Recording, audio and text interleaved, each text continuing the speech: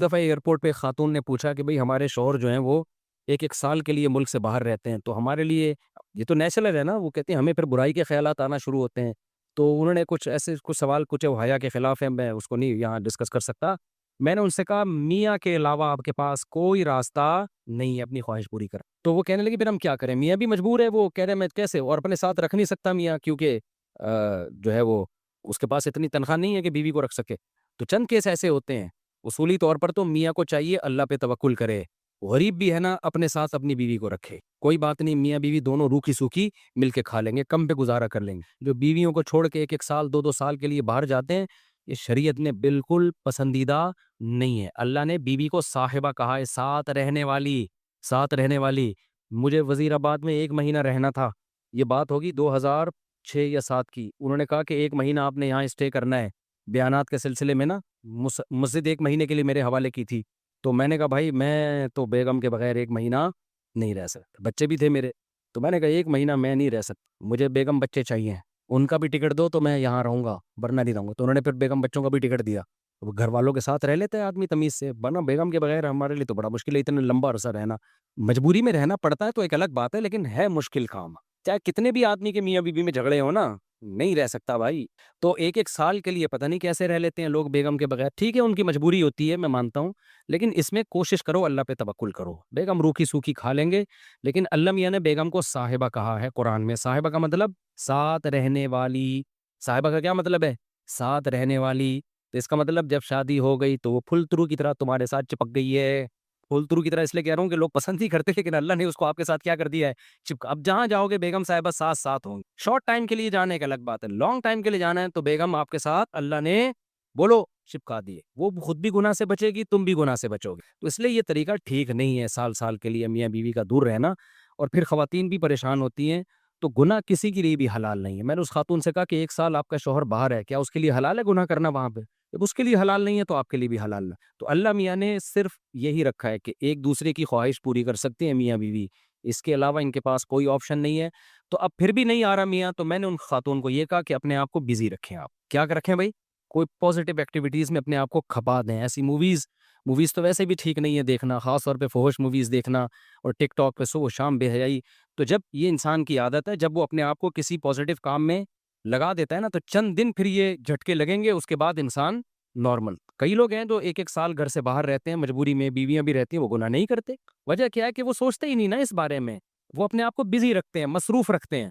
تبلیغی جماعت میں سال سال کے لیے لوگ جاتے ہیں، میں تو اس کو صحیح نہیں سمجھتا، بیگم کو، جوان بیوی کو چھوڑ کر جاؤ آپ۔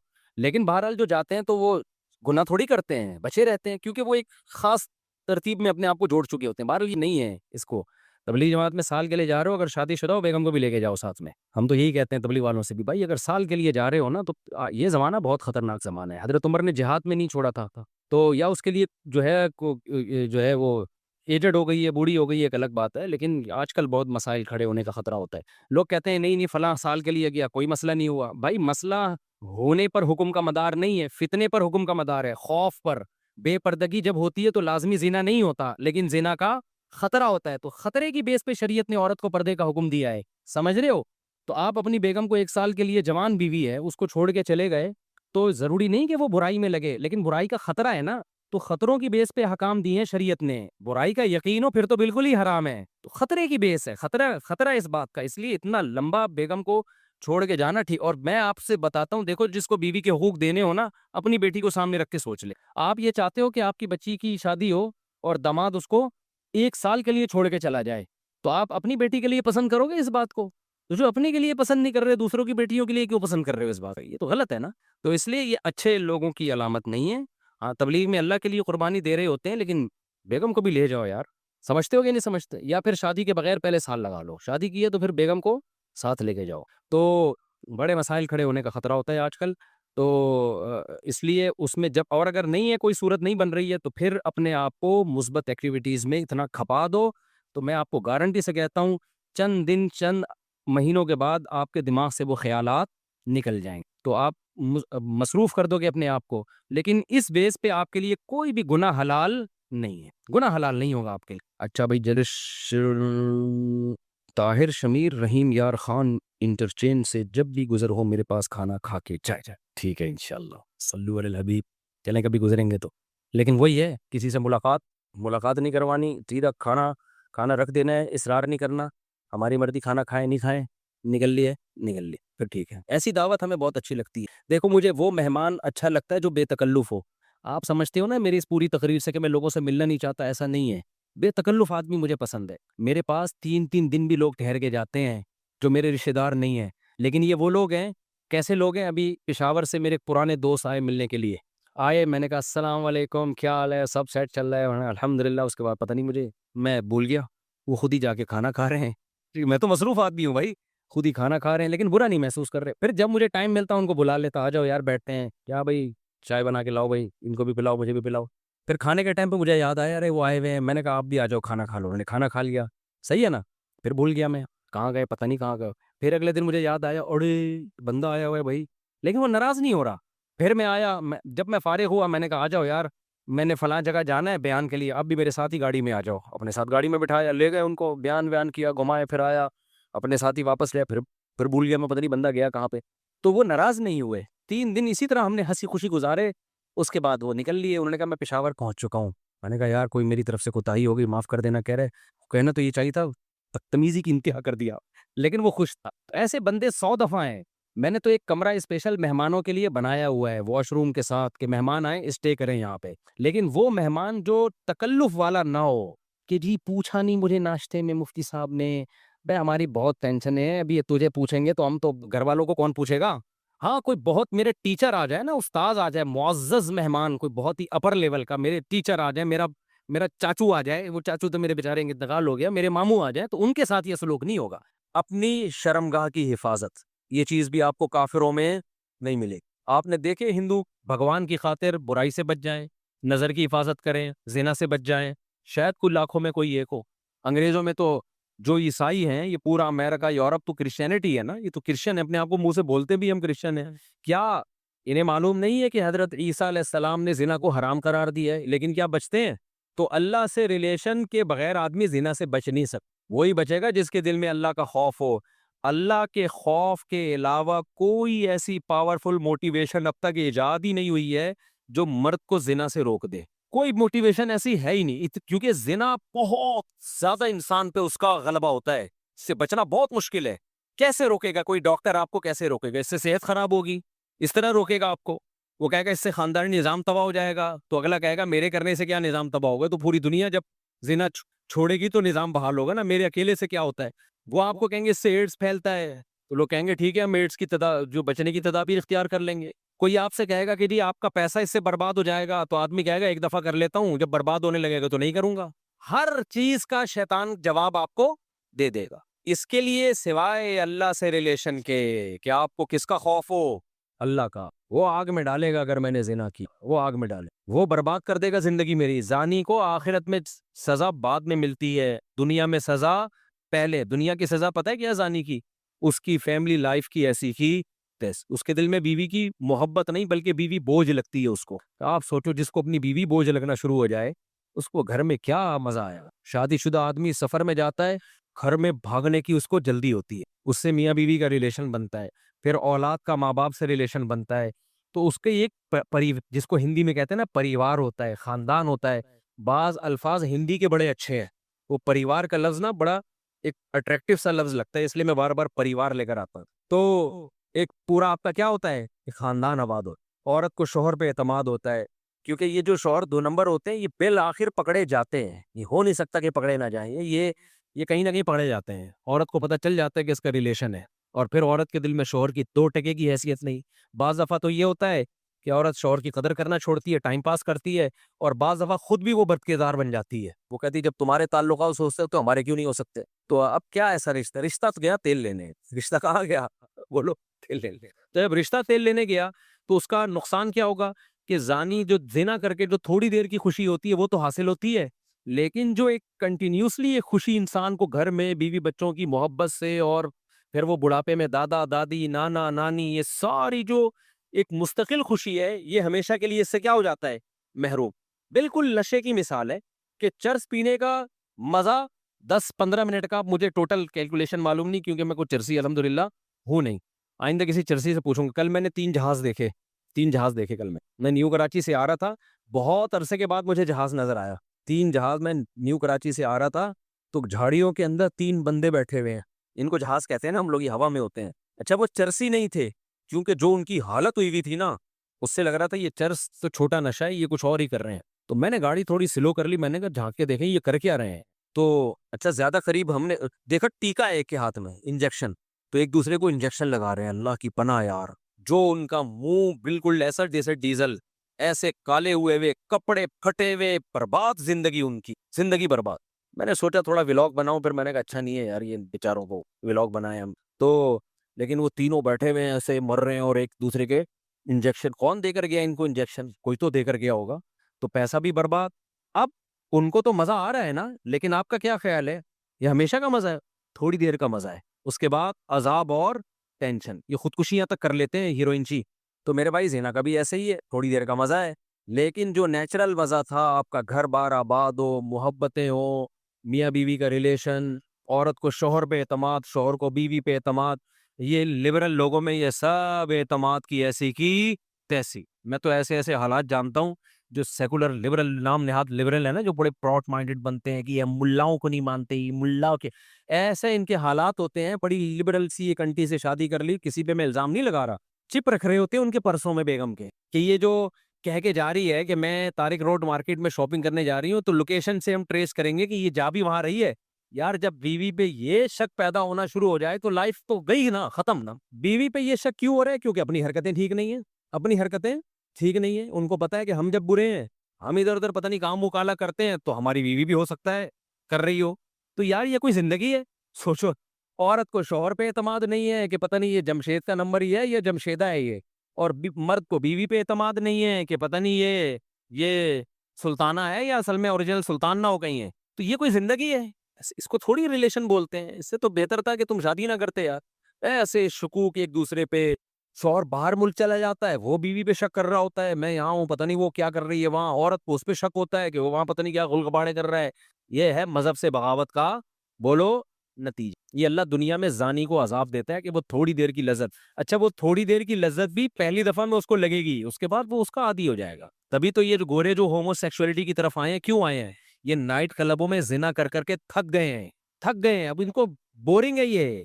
हमारे यहाँ ना एक साहब अमेरिका गए और यूरोप गए, कहते हैं गोरे इतने अच्छे हैं, वहां चड़िया पहनी हुई औरतें घूम रहे हैं, गोरे देखते ही नहीं। और हमारे ठरकी जहाँ जाके ना ऐसे ऐसे झांक झांक के, एक हफ्ता तो हमारे ठरकियों का लड़कियां देखने में गुजरता है, उसके बाद जॉब तलाश करते हैं वो। मैंने कहा ये उस सोसाइटी का कोई पॉजिटिव पहलू नहीं है, ये नामर्द होने की अलामत है। अगरचे ये ठरक ठीक नहीं है, मैं ऐसे नहीं कह रहा आप मर्दानगी दिखाएं वहां जा जाके, ये इसकी अलामत है, अल्लाह ने इनसे लज्जत ही छीन ली है। क्योंकि ये जिना कर करके ना अब यूज टू हो गए, इनके लिए जमशेद में और जमशेदा में कोई फर्क रहा नहीं है, महमूद और महमूदा इनके लिए बराबर हो गई है। समझते हो कि नहीं समझते? तो यही अजाब नहीं है क्या कि एक लज्जत जो एक अल्लाह ने मर्द के दिल में औरत की तरफ लज्जत रखी, वो लज्जत ही छीन ली अल्लाह ने। हमारे लोगों से नहीं छीनी है, तो ये ठरकी बने हुए होते हैं वहां जाके। हाँ, अल्लाह ने ये बोला है कि ये काम मत करो भाई, नजर की हिफाजत करो, और एक हलाल तरीके से जो निकाह का तरीका अल्लाह ने रखा है। तो जानी जो जिना करने वाला है उसको आखिरत में तो बहुत सख्त सजा है, वो तो जहन्नम की आग है। हजरत जिब्रील को नबी ने देखा ना मेराज में, तो नबी सल्लल्लाहु अलैहि वसल्लम ने देखा कि कुछ लोग नंगे मर्द और नंगी बरहना औरतों को आग में जलाया जा रहा है, और वो आग के शोलों के साथ ऊपर आते हैं। तो आपने जिब्रील से पूछा ये कौन है? जिब्रील ने फरमाया ये आपकी उम्मत के जिना करने वाले मर्द और जिना करने वाली औरतें। उन्हीं मर्द और औरतों को एक साथ अल्लाह ने डाला है, जलो इस अजाब को देखो। अल्लाह हम सबको इस अजाब से महफूज रखे। तो जिना हल्का अजाब नहीं, आखिरत का अजाब भी बहुत सख्त है। लेकिन दुनिया में जानी को क्या सजा मिलती है? उसकी जो खानदानी जो घर की लाइफ है उसकी ऐसी की तैसी। फिर जब बच्चों को पता चलता है हमारा बाप ऐसा, बच्चों के दिल में भी बाप की कोई इज्जत नहीं रहती, वो बाप को भी जमशेद समझते हैं। डैडी पापा वापा सब खत्म, अब्बा अब्बू बुजुर्गी सब खत्म। इसलिए मैं तभी तो आप लोग को 4 शादियों पे सेट कर रहा हूँ। जिना की तरफ मत जाओ भाई, खानदान बढ़ाओ, औलाद मिलेगी हलाल औलाद। अंग्रेजों के औलाद भी हलाल नहीं है। अल्लाह ताला ने कुरान मजीद में फरमाया, जो आयत मैंने पढ़ी है, तिलावत की है, ज़ाहिरी गुनाहों को भी छोड़ दो और बातिनी गुनाहों को भी छोड़। बार बार मैं एक बात का तज़किरा बयानात में करता रहता हूँ कि 2 तरह के लोग हैं, अल्लाह को मानने वाले और एक अल्लाह को ना मानने वाले। पहले जब हम बयान किया करते थे, जब मीडिया इतना ज़्यादा तेज़ नहीं था, इतना वायरल चीज़ें नहीं हुआ करती थीं, لوگوں کی سوچ سامنے نہیں آتی تھی کہ لوگ کس سمت کو جا رہے ہیں. انسان جس طرح کے لوگوں میں اٹھتا بیٹھتا ہے تو وہ انسان یہ سمجھتا ہے کہ ساری دنیا اسی طرح کی ہے. ایک گاؤں میں رہنے والا آدمی وہ سمجھے گا کہ دنیا میں ہر شخص کی ضرورت گائے بھینسیں ہیں. جس کے پاس گائے زیادہ ہیں وہ کامیاب ہے، بھینسیں زیادہ ہیں وہ کامیاب ہے، جس کی گائے زیادہ دودھ دیتی ہے وہ کامیاب ہے. لیکن جب وہ شہر میں آئے گا تو اسے پتہ چلے گا بھائی یہاں تو کچھ اور کہانی ہے. تو یہ جو سوشل میڈیا ہے اس نے دنیا کو ایک گلوبل ولیج بنا دیا ہے. بہت ساری قوموں کے کلچر تہذیبیں آپ کے سامنے آ جاتی ہیں. پھر سفر انسان کو بہت کچھ سکھا دیتا ہے. مختلف قوموں میں جانا، مختلف لوگوں سے ملنا. تو میرے جو پہلے بیانات ہوتے تھے زیادہ تر عملی اصلاح کے ہوتے تھے. عملی کا مطلب جو گناہ ہیں بھائی ان کو چھوڑو، شریعت پہ چلو.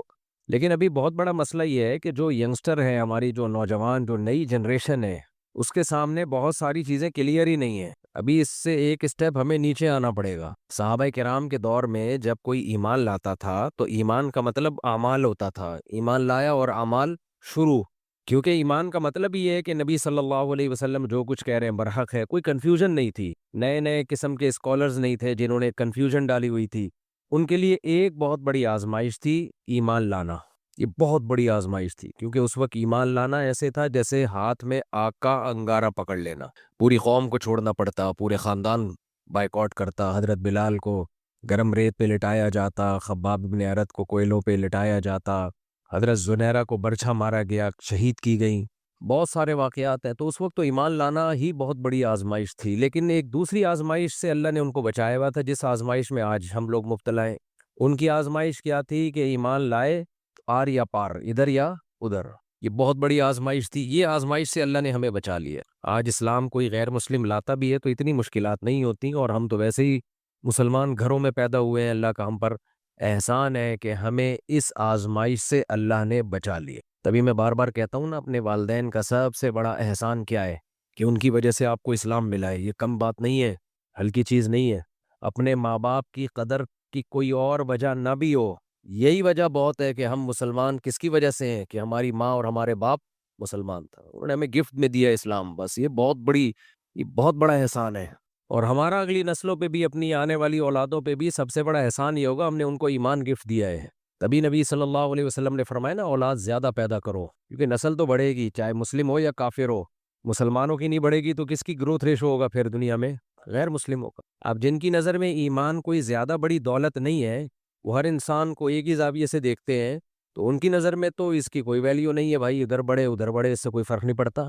لیکن انسانیت کو جو تباہی سے بچانا چاہتا ہے تو اس کی نظر میں تو بھائی سب سے بڑی اہمیت یہ ہے کہ جو نئی نسل پیدا ہو وہ مومن ہو. دیکھو ہم ہر چیز کو غیر مسلموں کے کانسیپٹ سے دیکھتے ہیں کہ میڈیا انہی کا ہے نا، ڈرامے وہی بناتے ہیں، فلمیں وہی بناتے ہیں، میڈیا انہی کے کنٹرول میں، طاقت انہی کے پاس، ٹیکنالوجی انہی کے پاس، معیشت انہی کے پاس. تو ظاہر ہے جس کی حکومت ہوتی ہے اثر رسوخ اسی کا ہوتا ہے. ایمان جو ہے نا یہ ہلکی دولت نہیں ہے. ہم دیکھتے ہیں غیر مسلموں کے مادہ پرستوں کے کانسیپٹ سے اس دنیا کو. اب دنیا کیا کہتی ہے؟ غریب کی اولاد زیادہ ہونی چاہیے یا مالدار کی؟ بولو مالدار کی نا. غریب کی زیادہ ہوگی، کھائیں گے کہاں سے؟ غربت، مہنگائی اور بڑھے گی. تبھی غربت کے خاتمے کا ایک بہترین طریقہ کسی ماہرین نے یہ بتایا ہے کہ غریبی کو اڑا دو. بھائی غربت کے خاتمے کے دو طریقے ہیں. ایک وہ طریقہ ہے جو ہماری حکومتیں اختیار کرتی ہیں جس سے ہم الحمدللہ روز بروز غریب سے غریب تر ہوتے چلے گئے. لیکن اگر حکومت جڑ سے خاتمہ کرنا چاہتی ہے نا غربت کا، حکومت چاہتی ہے، دیکھو اپنے مزاج سے انسان مجبور ہوتا ہے. وہ کتنا سیریس بیان لے کے چلا تھا یار کہ انسان کا مزاج تبدیل نہیں ہو سکتا. کہتے ہیں پہاڑ اپنی جگہ سے ہل سکتا ہے، انسان کی طبیعت تبدیل نہیں ہو سکتی. اچھا خاصا سیریس بیان لے کے چلا تھا، پھر کدھر یہ مجبوری ہے کچھ، یہ مینوفیکچرنگ فالٹ ہے، یہ بلٹن ہے. یہ چینج بھائی کو کوئی پروڈکٹ کوئی گاڑی آ گئی، اگر اس میں مینوفیکچرنگ فالٹ ہے وہ ٹھیک ہو سکتا ہے؟ اب نئی گاڑی مارکیٹ میں آئے گی تو ہوگا بھائی، وہ فالٹ برداشت کرنا پڑے گا. ہاں گاڑی چلنے کے بعد کوئی فالٹ پیدا ہو گیا، الائنمنٹ آؤٹ ہو گئی، کوئی ہوا کم ہو گئی ٹائر میں یا پنچر ہو گیا، وہ ٹھیک ہو سکتا ہے. جو مینوفیکچرنگ فالٹ ٹھیک، تو ہم بچپن سے اسی طرح کے ہیں، ہم برداشت کرنا پڑے گا. صحیح.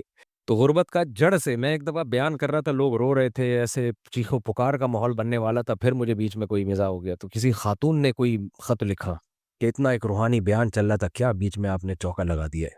جب اللہ لوگوں کے جذبات بن رہے تھے. خیر، تو غربت کے خاتمے کے کتنے طریقے ہیں؟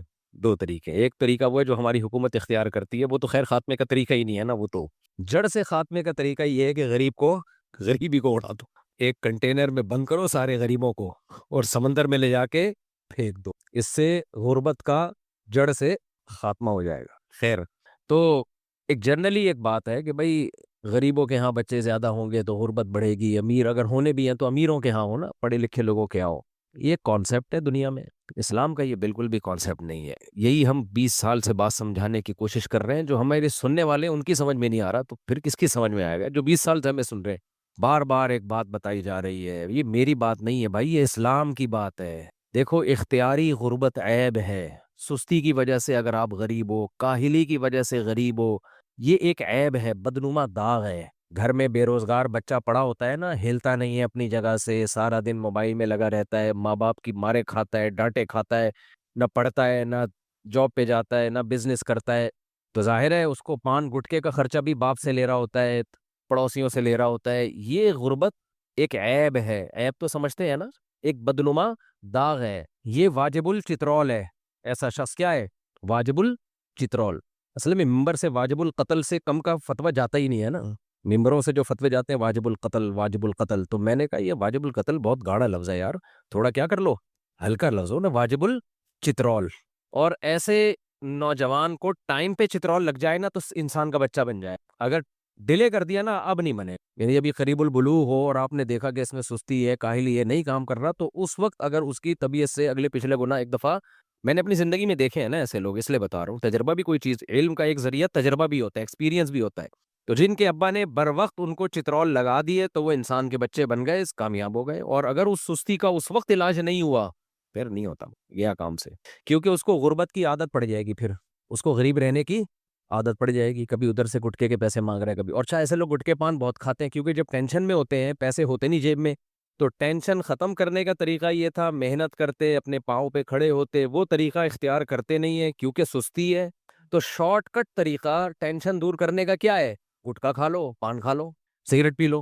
بھائی غمزدہ انسان، غموں کا مارا، ناکام عشق، یہ غمزدہ ہوتے ہیں نا، ناکام محبت تھی کسی، چاہا آپ نے، ملی کسی اور کو، اور دل کے ارماں آنسوؤں میں بہہ گئے، ان کے بچے ہم کو ماموں کہہ گئے، ہے بھائی، آپ کی محبوبہ کے بچے آپ کو کیا کہہ رہے ہیں؟ ماموں۔ تو ڈپریشن ہے نا، کیا خیال ہے؟ اس ڈپریشن کا جو نیچرل علاج ہے، جو قدرتی، جو اسلام نے بتایا ہے، وہ یہ ہے کہ قالوا انا للہ و انا الیہ راجعون، ہم اللہ کے ہیں، ہم پہ اللہ کی چلے گی، ہماری تھوڑی چلے گی۔ ام للانسان ما تمنا، اللہ کہتے ہیں تمہیں وہ کچھ نہیں ملے گا جو تم چاہتے ہو، کچھ مل بھی جائے گا، کچھ نہیں بھی ملے گا، تمہارے جسم پہ چلے گی کس کی بھائی؟ میری چلے گی۔ تو یہ سوچ کے ڈپریشن فوراً ختم نہیں ہوتی، آہستہ آہستہ آہستہ عادت ہوتی ہے یہ سوچنے کی۔ اب سست آدمی یہ سوچے گا؟ بولو، غموں کا مارا ہوا یہ سوچے گا؟ نہیں سوچے گا۔ وہ جو سست ہوتا ہے نا، وہ چاہتا ہے رزلٹ کسی بھی چیز کا فوراً ملے، مجھے فوراً چاہیے، مجھے رزلٹ، تو فوراً رزلٹ کے چکر میں وہ یہ نہیں سوچتا کہ تقدیر کیا ہے، چلو اسی بہانے علماء کے پاس جا کے بیٹھو، تبلیغ میں وقت لگا لو، کچھ اللہ اللہ سیکھ لو، کچھ اللہ کی طرف آ جاؤ، غم ہلکا ہو جائے گا۔ نا نا نا نا نا، اسے فوراً غم بلانا ہے، برداشت اس میں ہے نہیں، تو فوراً غم بلانے کا طریقہ کیا ہے بھائی؟ شراب ہے، چرس ہے، ہیروئن ہے، یہ سب چیزوں سے فوراً غم ختم۔ لیکن اس بے وقوف اور احمق کو یہ معلوم نہیں ہوتا کہ یہ غم فوراً ختم وقتی ہو رہا ہے، تو نے ایک غم کے ساتھ ایک اور غم پال لی، وہ غم کبھی بھی ختم نہیں ہوگا، بلکہ اب تجھے ایک اور غم، محبوبہ کے ساتھ اب چرس بھی تیری محبوبہ بن چکی ہے، جس دن تجھے چرس نہ ملی تیری کھوپڑی آؤٹ ہوگی۔ نشے کے جو مریض لوگ ہیں نا، اللہ معاف فرمائے، ان کے گھروں کے کیسز آتے ہیں نا، ماں باپ کتنے بیزار ہو گئے ان اپنی اولادوں سے، کس قدر بیزار ہو گئے کہ ہماری اولادیں جو نشہ کرتی ہیں، بیویوں کو مارنا، ماں باپ پہ ہاتھ اٹھانا، یہ نشے والے لوگوں کے یہ حالات ہوتے ہیں۔ پتہ نہیں انگریزوں نے ہمیں کس الٹے کام پہ لگا دیا کہ اس سے اسٹریس دور ہوتی ہے، ان کے تو کام ہی یہی ہے، کافی چائے یہ سب چیزیں اسٹریس پیدا کرتی ہیں، دور نہیں کرتی ہیں، سمجھ لو۔ میں بھی پیتا ہوں چائے، لیکن فضائل نے بیان کرتا، ابھی پھر چائے پر میں بات نہیں کروں گا، بس تھوڑی سی کرنے دیں مجھے، تھوڑی کچھ چیزیں پی لیا کریں، فضائل نہ سنایا کریں اس کے۔ کافی چائے یہ سب چیزوں میں کیفین ہے جو آپ کے دماغ کے ساتھ کھیلتی ہے، دماغ کے ساتھ کھیلتی ہے، آپ کے دماغ کو وقتی طور پر ریلیکس کر دیتی ہے، تو یہ دماغ کی ریلیکسنگ کا نیچرل طریقہ نہیں ہے، سارے گوروں سے آئی ہوئی چیزیں ہیں۔ کہتے ہیں کافی مسلمانوں کی ایجاد ہے، اگر ہے بھی تو کوئی اچھی ایجاد نہیں کی انہوں نے، کوئی ڈھنگ کی چیز ایجاد کر لیتے وہ زیادہ اچھا تھا۔ خیر، تو غم دور کرنے کا جو فطری طریقہ ہے، جو قدرت نے بتایا ہے، وہ تو تقدیر پر ایمان ہے، تقدیر پر ایمان ہے۔ اور دوسرا یہ بھائی، ہر غم کے بدلے میں اللہ نے ہمیں نیکی رکھی ہے، ثواب ملے گا اس پہ۔ نبی صلی اللہ علیہ وسلم نے فرمایا قیامت کے دن انسان جب اپنے اعمال میں دیکھے گا نا بے انتہا ثواب ہے، وہ کہے گا ایک تو میں نے نیکیاں کی نہیں ہے، تو اللہ کہے گا تجھے فلاں فلاں موقع پہ غم ملا، تو نے میری خاطر صبر کیا۔ او بھائی، صبر سے بڑھ کر، غموں کو برداشت کرنے سے بڑھ کر اسلام میں کوئی نیکی ہے ہی نہیں۔ اور یہ بھی سمجھ لو کہ برداشت نہ کرنے سے بڑا جرم بھی اسلام میں کوئی نہیں ہے۔ ہمارے حضرت مفتی رشید احمد صاحب رحمہ اللہ تعالیٰ فرمایا کرتے تھے کہ یہ دیکھنے کے لیے کہ یہ آدمی اندر سے مومن ہے یا نہیں ہے، بھائی گیٹ اپ تو میرا بھی پگڑی ٹوپی نظر آ رہی ہے آپ کو، داڑھی شلوار ٹخنوں سے اوپر۔ حاجی ڈونلڈ ٹرمپ کا نام سنا آپ لوگوں نے، جو آج کل ملکوں میں معاہد سلو کروا رہے ہیں نا، آج کل نوبل انعام لینا چاہتے ہیں کہ بھئی دنیا میں جہاں بھی کہتے ہیں سلو ہوگی، وہ پہلے یعنی اصل میں تو جنگ، یعنی میں زیادہ گہرائی میں نہیں جاتا، وہ سلو ہوگی، الٹا کر لیں اس کو، تو وہ حاجی ڈونلڈ ٹرمپ کے کھاتے میں جا رہی ہے نا آج کل۔ جو کسی نے تصویر بنا کے بھیجی تھی، سفید کرتے شلوار میں خوبصورت سی ٹوپی، چائنا والی ٹوپی نہیں ہوتی جو بہت ہی شریف قسم کے لوگ پہنتے ہیں، ایک تو اسٹائلش ٹوپیاں ہوتی ہیں نا، چائنا والی جالی والی ٹوپی بالکل سادہ سی بغیر کسی ڈیزائن کے، ایسی ٹوپی میں تصویر شائع ہوئی اور نیچے لکھا حاجی ڈونلڈ ٹرمپ۔ ان کا کام کیا ہے؟ سلو کروانا۔ خیر، تو گیٹ اپ سے پتہ چلے کہ مومن ہے یا نہیں ہے، حضرت مفتی رشید احمد صاحب رحمہ اللہ تعالیٰ فرمایا کرتے تھے کہ جیسے بخار جب انسان کو ہوتا ہے تو بعض دفعہ دھوپ سے ماتھا گرم ہوتا ہے، تو ایک عام آدمی دھوکہ کھا سکتا ہے کہ یہ بخار سے گرم ہے یا ویسے ہی دھوپ تھوڑی دیر کے لیے پڑی ہے اس پہ، تو تھرمامیٹر سے پتہ چلے گا کہ یہ سچی مچی کا بخار ہے یا نہیں ہے۔ اللہ فرماتے ہیں ہم جانتے ہیں ہم نے انسان کو کس چیز سے بنایا۔ اس آیت پر میں بیان کئی ہفتوں سے کر رہا ہوں کہ اس آیت میں اللہ انسان کو اس کی اوقات یاد دلا رہے ہیں۔ یاد وہ چیز دلائی جاتی ہے جو انسان بھول جاتا ہے، تو اس سے پتہ چلتا ہے کہ ہم لوگ اپنی اوقات بھول چکے ہیں۔ اوقات یاد کیا دلائی ہے اللہ نے؟ سادہ لفظوں میں کہ ہم نے تمہیں جس چیز سے بنایا ہمیں معلوم ہے۔ کیا مطلب؟ تم اپنی اوقات بھول جاؤ گے لیکن ہم تمہاری اوقات نہیں بھولیں گے، ہمیں پتہ ہے تم تو بھول جاؤ گے اپنی اوقات، لیکن چونکہ بنایا ہم نے ہے تو ہم تمہاری اوقات کیسے بھول جائیں بھائی؟ ایک غلیظ اور گندے پانی سے اللہ نے ہم سب کو بنایا ہے۔ میں اکثر ایک بزرگ کا واقعہ سناتا ہوں نا، ایک بزرگ سے کسی بادشاہ نے بول دیا کہ وہ بزرگ بادشاہ کے سامنے کوئی حق بیان کر رہے ہوں گے، انہوں نے بول دیا تو نہیں جانتا میری اوقات کیا ہے، یعنی تو مجھے جانتا نہیں ہے، میں بادشاہ ہوں کہ تو مجھے جانتا نہیں ہے؟ تو بزرگ نے کہا میں بہت اچھی طرح سے جانتا ہوں آپ کو۔ مجھے کیا جانتا ہے؟ ان کا خیال تھا بزرگ کہیں گے آپ بہت طاقتور ہیں، آپ بہت پاورفل ہیں، آپ کی تو ڈنکا بجتا ہے پوری دنیا میں۔ تو بادشاہ نے بولا کیا اوقات ہے؟ انہوں نے کہا بھائی ماضی بھی آپ کا پتہ ہے مجھے، آپ کا حال بھی پتہ ہے، آپ کا فیوچر بھی مجھے معلوم ہے۔ ماضی یہ کہ غلیظ پانی تھے، غلیظ جگہ سے نکلے، غلیظ جگہ پہ گئے اور حیض کے گندے خون سے بن کے غلیظ جگہ سے دنیا میں آئے، ان جگہوں سے آئے جہاں سے گندگی نکلتی ہے۔ ہماری انٹری بھی دنیا میں دیکھو کس راستے سے ہوئی ہے، تو بندہ امریکہ جا رہا ہو، کینیڈا جا رہا ہو یا پاکستان آ رہا ہو، دو طرح کی انٹریاں ہوتی ہیں، ایک عام سادہ لوگوں کی انٹری ہوتی ہے، آئے لائن میں لگے، ایسا ہی ہوتا ہے نا، لائن میں لگے، پاسپورٹ کی لائن میں، لمبی لائن میں، امیگریشن آفیسر نے ٹھپا لگایا، چل بھائی نکلو نکلو، اشارہ کر رہا ہوتا ہے جاؤ بھائی دوسروں کو بھی آنے دو، پھر آپ لیگیج کی وہ جو پٹی ہوتی ہے اس میں گھنٹوں کھڑے رہے، ٹیگ دیکھتے رہے ایک ایک کر کے کہ میرا ٹیگ اس میں کون سا ہے، اس کے بعد پھر آپ باہر آتے ہو، ٹیکسی پکڑی، رکشہ پکڑا، جو بھی آپ نے، یہ بھی ایک اپنے ملک میں انٹری کا ایک طریقہ ہوتا ہے۔ ایک طریقہ تھوڑا وی آئی پی لوگوں کا ہوتا ہے، ان کو وی آئی پی پروٹوکول مل جاتا ہے، جہاز سے اترتے ہیں اور ان کو لائن میں نہیں لگنے دیا جاتا، ان کے لیے امیگریشن آفیسر الگ سے آ کے ایک بیٹھتا ہے، وہ لائن سے ہٹ کے آتے ہیں وغیرہ وغیرہ، ایک بندہ ان کا لیگیج پہلے سے لے کے کھڑا ہوا ہوتا ہے۔ اور ایک وی آئی پی طریقہ ہوتا ہے، گاڑی آتی ہے جہاز کے باہر لگتی ہے، آپ اسی گاڑی میں بیٹھتے ہیں، الگ سے امیگریشن کے لیے آپ کو۔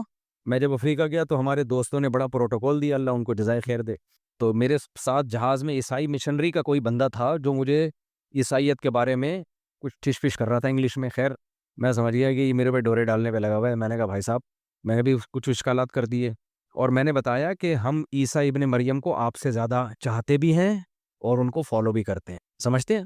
میں نے کہا کہ عیسیٰ ابن مریم حضرت مسیح علیہ السلام کو ہم زیادہ مانتے ہیں، ان کی تعلیمات کو ہم زیادہ فالو کرتے ہیں، آپ نہیں کرتے، ہم کرتے ہیں زیادہ۔ کیا کروں، واقعات سے واقعات اتنے نکل رہے ہوتے ہیں۔ حضرت مسیح علیہ السلام بغیر داڑھی کے تھے یا داڑھی کے ساتھ تھے؟ داڑھی کے ساتھ تھے۔ تو داڑیاں کون رکھتا ہے؟ گورے رکھتے ہیں، مسلمان رکھتے ہیں، مسلمان رکھتے ہیں۔ مسیح علیہ الصلاۃ والسلام شراب کو حلال سمجھتے تھے، حرام سمجھتے تھے؟ تو آج کل شراب کس کلچر میں کس قوم میں سب سے کم ہے؟ مسلمانوں میں کم ہے، عیسائیوں میں تو بہت ہے۔ ایک ایک چیز کو اگر ہم گننا شروع کر دیں نا تو خود مسیحی لوگ مانیں گے کہ یار ہمارے پیغمبر کی تعلیمات کو یہ زیادہ فالو کرتے ہیں۔ خیر تو اس نے میرا نمبر شمبر لے لیا، اس کو اندازہ ہو گیا کہ یہ بھی کوئی اسکالر ہیں، یہ بھی اس نے میں نے کہا آپ کیوں جا رہے ہیں؟ اس نے کہا ہم مسیحیت کی تبلیغ کے لیے۔ اس نے کہا آپ کیوں جا رہے ہیں؟ میں نے کہا اسلام کی تبلیغ کے لیے۔ تو اس نے بولا کہ یار اس بندے پہ تھوڑے سے ڈورے ڈالنے چاہیے، اس بندے کو کنٹرول میں لینا چاہیے، اور میں نے پہلے اندازہ لگا لیا کہ اس کے کنٹرول میں مجھے نہیں آنا چاہیے۔ دونوں اپنے مائنڈ نے کھوپڑی میں چلا رہے ہیں نا۔ تو ہم جب اس نے جب اترا ہے نا وہ ایئرپورٹ پہ، تو اس کا خیال تھا میں ایئرپورٹ پہ اترنے کے بعد نمبر لوں گا۔ ہمارے دوستوں نے اللہ ان کو جزائے خیر دے میرے لیے وی آئی پی پروٹوکول کرایا ہوا تھا۔ تو جہاز کے پاس ہی گاڑی آئی ہے، ہمیں بٹھا کے الگ سے سائٹ سے لے گئی، وہ دیکھتا ہی رہ گیا کہ بندہ مارکیٹ سے شارٹ گیا کہاں بنا، کیونکہ میں اکیلا ہی تھا جس کو وہاں ہمارے میزبانوں نے اللہ ان کو برکت دے، تو وہ انہوں نے ویسا وی آئی پی پروٹوکول کہ ہم تو امیگریشن میں الگ ہی گئے ہیں نا، پاسپورٹ کے لیے الگ کاؤنٹر، الگ ٹھپا لگا چلے گئے۔ اچھا اس پہ جو پاکستانی لوگ ٹیڑھی آنکھوں سے دیکھ رہے ہوتے ہیں یہ مولوی کے ساتھ ایسا کیوں ہو رہا ہے، تو بھائی یہ میں نہیں کر رہا ہوتا، جو میزبان بلاتے ہیں بعض دفعہ وہ پروٹوکول دے دیتے ہیں میرے کہے بغیر، میری طرف سے نہیں ہوتا کہ مجھے پروٹوکول چاہیے، انہوں نے دے دیا تو میں منع تھوڑی کر سکتا ہوں۔ بعض دفعہ سعودی عرب میں بھی ایسا ہی ہو جاتا ہے، اب کوئی میزبان لوگ تگڑے ہوتے ہیں وہ وی آئی پی پروٹوکول دلوا دیتے ہیں، تو پھر وہ مجھے شرم خود آ رہی ہوتی ہے، ہمارے پاکستانی لائن میں لگے ہم سائڈ سے جا رہے ہوتے ہیں، مجھے خود شرم آ رہی ہوتی ہے، لیکن میں ان کو منع کروں تو یہ بد اخلاقی ہوتی ہے۔ خیر تو انٹری کے مختلف طریقے ہوتے ہیں دنیا میں، اس میں سب سے اہم ترین طریقہ یہ کہ کس راستے سے آپ کی انٹری اور ایگزٹ، کس راستے سے آپ انٹری کر رہے ہیں، یہ اس کا پروٹوکول میں بہت بڑا دخل ہے یا نہیں ہے؟ بزنس کلاس جہاز میں نا اس کی لائن ہی الگ ہوتی ہے، اس لائن میں کھڑا ہوا آدمی دوسروں کو دیکھ رہا ہوتا ہے اور کالر کو یوں کر رہا ہوتا ہے کہ میری لائن الگ ہے تمہاری لائن الگ ہے۔ تو کس وے سے آپ کی انٹری ہوئی ہے اس کا بھی عزت اور پروٹوکول سے بڑا گہرا تعلق ہے۔ ہماری اور آپ کی جو دنیا میں انٹری ہوئی ہے نا کسی کو بتانے کے قابل، بولو کسی کو بتا نہیں سکتے، کیا خیال؟ ان راستوں سے میری اور آپ کی انٹری ہوئی ہے جہاں سے ہمیشہ گند ہی نکلتا ہے، جہاں سے ہمیشہ گند نکلتا ہے، بنے بھی گند سے، نکلے بھی گندے راستے سے، اور پیٹ میں بھی ہر وقت گند۔ وہ بزرگ کا میں واقعہ سنا رہا تھا نا، ان بزرگ نے بادشاہ سے کہا تمہارا ماضی یہ تھا کہ گند تھے، غلاظت تھے، حال یہ ہے۔ اب ان بزرگ نے جو کہا وہ تو کہا، میں اپنے الفاظ میں اس کو ذرا ایکسپلین کرتا ہوں۔ ہماری باڈی میں جتنے سوراخ ہیں نا، کبھی کسی سے خوشبو نکلتے ہوئے دیکھی؟ مشک و عنبر کی نہریں بہہ رہی ہوں کان سے، ہم جب کان میں گھمائے ماچس کی تیلی تو اود نکلی ہو اندر سے، کبھی ایسا ہوا ہے؟ آپ اپنے کان میں یوں گھما کے کسی سامنے والے کے سامنے وہ تیلی کو یوں کریں، وہ کہے گا یار گند کو ہٹاؤ میرے سامنے سے، یہی کہے گا نا۔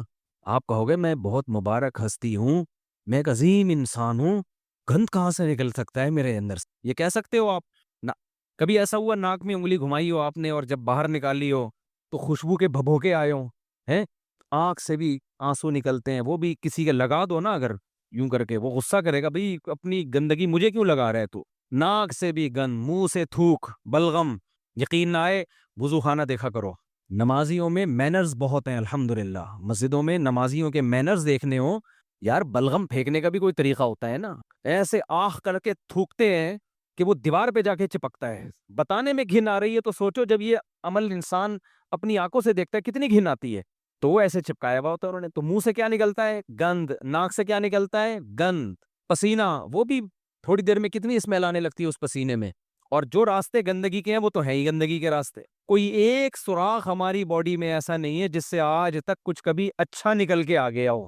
کیا نکل کے آیا ہو؟ کچھ اچھا۔ اور جو پیٹ ہے وہ تو ہے ہی بطن، وہ تو ہے ہی گندگی کا مجموعہ، اس سے تو صرف ایئر اگر پاس ہو جائے نا وہ کچھ لے کر آتی ہے کہ آدمی سوچتا ہے کہ ہوا میں اتنا ہے، اوریجنل میں کیا ہوگا؟ ہوائیں ایسی آ رہی ہیں تو جو جہاں سے گزر کے آ رہی ہیں وہ کیسا ہوگا؟ یہ ہم سب کی کیا ہے؟ بولو نا۔ اوقات، تکبر جچتا ہے انسان کے اوپر، میں بکواس کرتا ہے بیٹھ کے۔ ہمارے حضرت فرمایا کرتے تھے مفتی رشید احمد صاحب رحمہ اللہ تعالی کہ تکبر ہمیشہ پرلے درجے کا بے وقوف آدمی کرے۔ دیکھو وقار اور تکبر میں فرق ہے، شریعت چاہتی ہے ہم پروقار رہیں، پروقار۔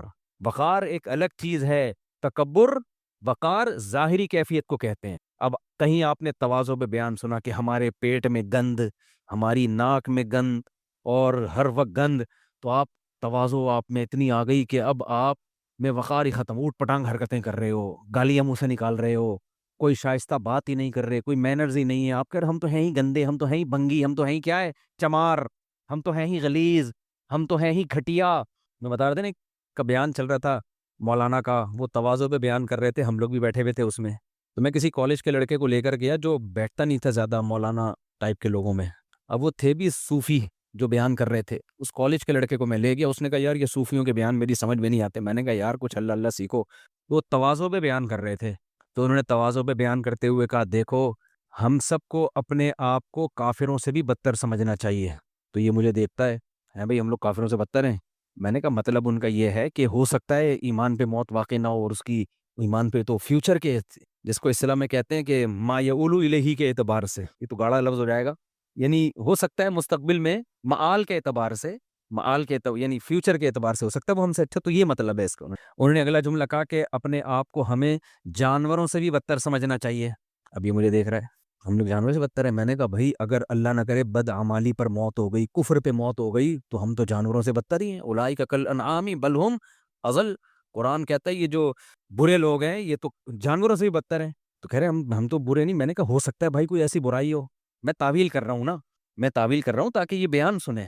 اگلا جملہ انہوں نے کہا کہ بلکہ ہمیں اپنے آپ کو گدھے گھوڑوں سے بھی بدتر سمجھنا چاہیے، تو میں نے کہا وہ جانور میں گدھے گھوڑوں کی مثال، میں بھی تو گدھے گھوڑوں کی مثالیں دیتا ہوں نا، گرل فرینڈ بوائے فرینڈ کا جو ریلیشن ہے ایسے جیسے گدھے گھوڑوں کا، تو یہ ایگزامپل ہے۔ انہوں نے کہا ہمیں اپنے آپ کو خنزیر سے بھی بدتر سمجھنا چاہیے، اب وہ کہہ رہے ہیں یہ کیا ہو رہا ہے، میں کہہ رہا ہوں دیکھو یار اگر اعمال پہ موت نہ ہوئی تو خنزیر سے بھی بدتر تو ہوئے نا، بات تو ہے۔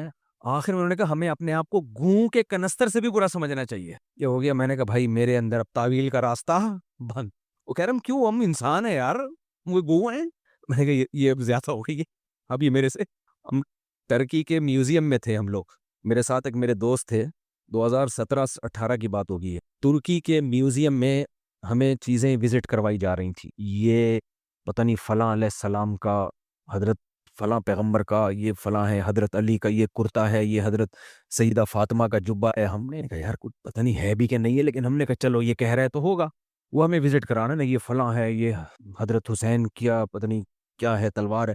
ایک جگہ ہم گئے، ایک لاٹھی لٹکی ہوئی تھی، ہم نے کہا یہ کیا ہے، اب تک ہم تعویل کر رہے ہیں یار ہو سکتا ہے ہو سکتا ہے، اس نے کہا یہ حضرت موسیٰ علیہ السلام کی لاٹھی ہے، میں نے دوست سے کہا، میں نے کہا یہ زیادہ ہو، اس سے جو پرانی رپورٹیں تھیں وہ بھی کیا ہو گئیں، وہ بھی کینسل، کچھ بھی نہیں ہے، کچھ ہوگا میں نہیں کہہ رہا ساری چیزیں غلط نہیں ہیں، لیکن میں نے کہا یار موسیٰ علیہ السلام کی لاٹھی یار بس کر دو بھائی۔ تو پھر لطیفہ یاد آتا ہے مجھے، وہ ایک آدمی کہنے لگا کہ دو پھینکو بیٹھے ہوئے تھے نا، ایک نے کہا ہمارے دادا کا اتنا بڑا استبل تھا، اس میں گھوڑا اگر 500 سال بھی دوڑتا نا وہ استبل ختم نہیں ہوتا، اس نے کہا بھائی کچھ بھی نہیں ہے، میرے دادا کے پاس اتنی بڑی لاٹھی تھی، یہیں سے بیٹھ کے چاند سورج کی سیٹنگ کرتے رہتے تھے بیٹھ کے نا، لاٹھی سے یہ والا ستارہ ادھر لے جاؤ، یہ والا ستارہ ادھر لے جاؤ، سامنے والے بولا بھائی اتنی بڑی لاٹھی تیرے دادا رکھتے کہاں تھے، جھوٹ بول رہا ہے، کہہ رہے تیرے دادا کے استبل میں رکھتے تھے، وہ کہاں رکھتے تھے، تیرے دادا کے استبل میں۔ تو یہ جو بتایا تھا یہ منہ مبارک کے نام پہ اتنا جھوٹ بولا جاتا ہے، ہر سال کہیں نہ کہیں ربیع الاول میں منہ مبارک کی زیارت ہو رہی ہے، وہ خدا کے بندو جیسے نبی کی پر جھوٹی بات منسوب کرنے کے بارے میں نبی نے فرمایا من کذب علی متعمدا فلیتبوأ مقعدہ من النار، جو مجھ پہ جھوٹ باندھے وہ اپنا ٹھکانہ جہنم میں بنا لے، تو ایسا ہی نبی کی طرف کسی جھوٹی چیز کی نسبت کرنے والا بھی اپنا ٹھکانہ جہنم میں بنا لے۔ یہ منہ مبارک پاکستان میں کس کے پاس کہاں سے آ گیا بھائی، تیرے پاس دبئی میں زیارت ہو رہی ہے، ہر چھٹے آدمی کے پاس منہ مبارک کے نام پہ لوگوں کو بیوقوف بنا رہا ہوتا ہے وہ، تو یہ ایسا نہیں ہے، کوئی بھی ایسا کہے نا منہ مبارک ہے، نہیں بھائی کوئی سند نہیں ہے ہمارے پاس اس کی کہ یہ نبی صلی اللہ علیہ وسلم کا کہ بال مبارک ہیں، جھوٹی خبریں ہیں اس بارے میں۔ تو میں کیا بات کر رہا تھا، پھر دائیں میں نکل گیا، ہاں تو وقار الگ، وہ جو تواضع پہ نا ہم گوں کے کنستر سے بھی، اب مسئلہ یہ ہے کہ مجھے بھی اب ہنسی آنے لگی کہ یار یہ زیادہ ہو گئی، اب میں نے کہا یار اتنی پروقار محفل ہے اور مجھے ہنسی آئے گی اور پھر لوگ بولیں گے مفتی طارق مسعود صاحب ہو کے ہنس رہے ہیں بیان میں نے بڑی مشکل سے ضبط کی، تو خیر جب میں باہر نکلا تو پھر میں کھلکھلا کے ہنساؤں، میں نے کہا یار یہ تواضع کی سپرلیٹو ڈگری ہو گئی، کوئی گھوں کا کنستر بھی، میں نے کہا یار زیادہ ہو گئی ہے بھائی۔ تو تواضع الگ، تواضع کس کی کیفیت کا نام ہے، دل کی کیفیت کا نام، تو وقار کا مطلب یہ، یعنی تواضع کا مطلب یہ نہیں کہ اپنے آپ کو کم خاکسار، میں نے لطیفہ سنایا تھا نا، ایک آدمی نے پوچھا آپ کا نام کیا ہے، اس نے کہا کلب حسین، حسین کا کتا، اس نے کہا آپ کا نام کیا، اس نے کہا خنزیر اللہ، یعنی وہ حسین کے کتے سے بھی زیادہ اپنے آپ کو نیچے گرا دیا اس نے کہ جب نام میں اتنی تواضع چل رہی ہے تو ہم تم سے بھی 4 ہاتھ آگے ہیں۔ تو تکبر بری چیز ہے، لیکن وقار کیا ہے؟ اچھی چیز۔ وقار کا مطلب آپ کے کپڑے استری ہوئے ہوں۔ ہمارے شیخ حضرت مفتی رشید احمد صاحب بہت اللہ والے بزرگ تھے۔ دنیا کی محبت، یقینی دعویٰ کسی کے بارے میں نہیں کرنا چاہیے، لیکن اگر میں حلف بھی اٹھا لوں نا کہ ان میں دنیا کی محبت نہیں تھی، نہ شہرت کی لالچ، نہ دولت کی لالچ، نہ تکبر، ظاہریت جو ہم جانتے ہیں یقینی دعویٰ کسی کے بارے میں کرنے کی اجازت نہیں ہے، لیکن وقار اس قدر تھا، حضرت بغیر استری کے کپڑے کبھی نہیں پہنتے۔ حالانکہ مشہور کیا ہے؟ سادگی۔ اور حضرت کے ہاں جو امام ہوتا تھا نا، اس کو بھی یہ تھا کہ چنٹیں نہ پڑی ہوئی ہوں اور استری والے کپڑے ہوں، پورے سیدھے، سمجھ رہے ہیں؟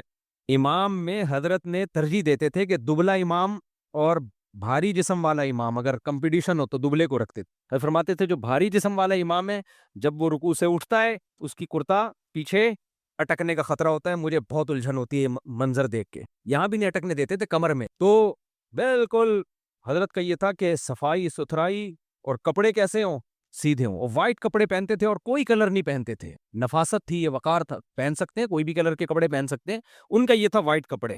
بعض ہم نے لوگوں میں کلچر دیکھا کندھے پہ رومال رکھتے ہیں، پھر وہ رومال منہ میں ڈال کے جا رہے ہوتے ہیں۔ حضرت نے کسی مولانا کو دیکھ لیا کہ کندھے پہ رومال، اور وہ رومال جو ہے نا منہ میں رکھ کے کہیں باہر سفر، حضرت نے غصہ کیا، یہ کیا منہ میں اب رومال منہ میں رکھا ہوا ہے آپ نے؟ اول تو رومال کندھے پہ ڈالا کیوں ہے؟